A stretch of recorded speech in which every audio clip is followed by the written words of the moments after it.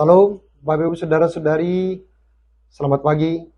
Sebelum kita melakukan berbagai aktivitas kita dalam hari ini, marilah kita pertama sekali disirami oleh kebenaran firman Tuhan. Karena itu marilah kita berdoa. Kasih karunia dan damai sejahtera dari Allah Bapa dan anaknya Tuhan Yesus Kristus kiranya menyertaimu. Amin. Firman Tuhan yang menjadi renungan harian Bohal Sadarion tertulis dalam Amsal 19 ayat yang ke-22 demikian. Sifat yang diinginkan pada seseorang ialah kesetiaannya. Lebih baik orang miskin daripada seorang pembohong. Demikian firman Tuhan. Saudara-saudari, kesetiaan sangat erat hubungannya dengan ketaatan dan kesabaran.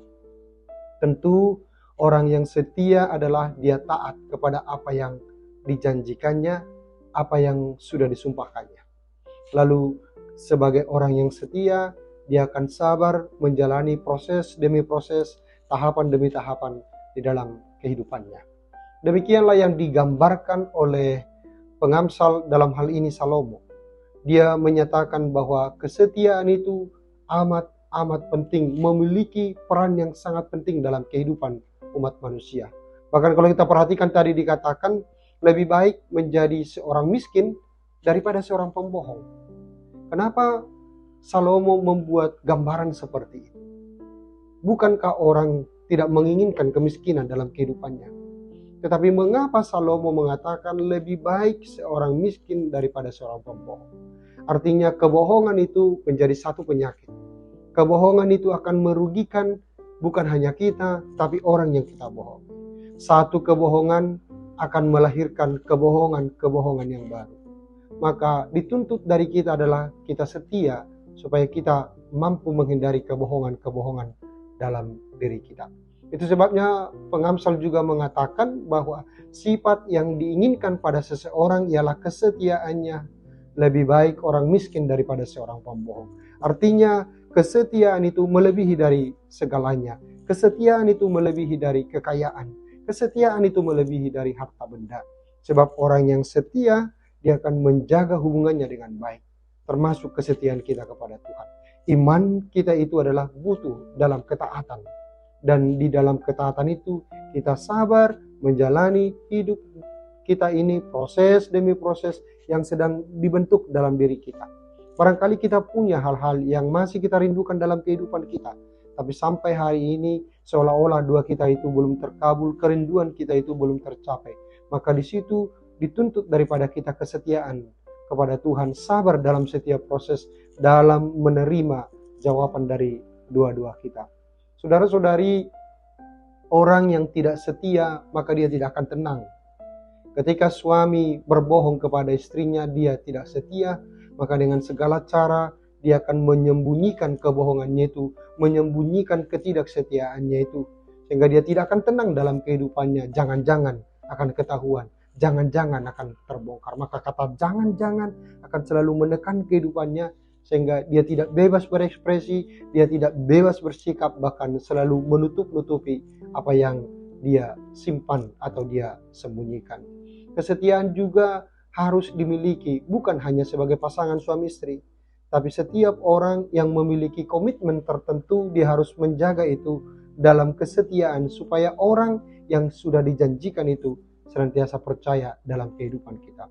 Allah yang kita sembah adalah Allah yang setia. Bagaimana Allah memberangkatkan umat Israel keluar dari Mesir dalam penuh kesetiaannya, dia terus membimbing hari demi hari. Bahkan selama 40 tahun dalam masa-masa sulit termasuk padang gurun, Allah tidak pernah meninggalkan. Allah tidak pernah ingkar dalam janjinya. Dia setia bahkan menibakan mereka sampai ke tanah perjanjian. Allah yang setia itu juga yang memberkati Abraham, mengikuti tahapan demi tahapan proses yang dijalani oleh Abraham. Dan pada akhirnya Abraham menjadi bapak orang yang percaya. Maka pertanyaannya adalah, apakah kita hari ini masih setia? Atau jangan-jangan kesetiaan kita sudah luntur? Atau jangan-jangan kesetiaan kita itu telah ternoda oleh kebohongan-kebohongan kita? Karena itu pada hari ini Tuhan mengajak kita kembali supaya kita kembali kepada komitmen kita. Kita kembali kepada kesetiaan awal sebagaimana kita berjanji di hadapan Tuhan sebagai pasangan suami istri untuk senantiasa utuh menjaga hubungan rumah tangga kita. Barangkali kita pernah melenceng, pernah keluar dari kesetiaan itu, maka kembalilah kepada Tuhan, sebab Allah mengatakan, kembalilah kepadaku dan supaya engkau menjadi hidup. Banyak hal yang bisa menggoyang kita dalam kesetiaan kita, sehingga kita tidak setia dalam apapun yang kita janji-janjikan. Tapi sekali lagi firman ini memberi semangat kepada kita, kembalilah kepada Allah, sebab Allah itu setia dalam kehidupan kita. Maka di saat yang sama kita harus menjaga komitmen kesetiaan kita di dalam kehidupan kita. Amin. Kita berdoa. Terpujilah Engkau ya Tuhan, Allah yang setia, yang senantiasa memberkati dan melindungi kami. Biarlah kami boleh setia dalam setiap apa yang kami janjikan, bahkan apa yang kami perjuangkan.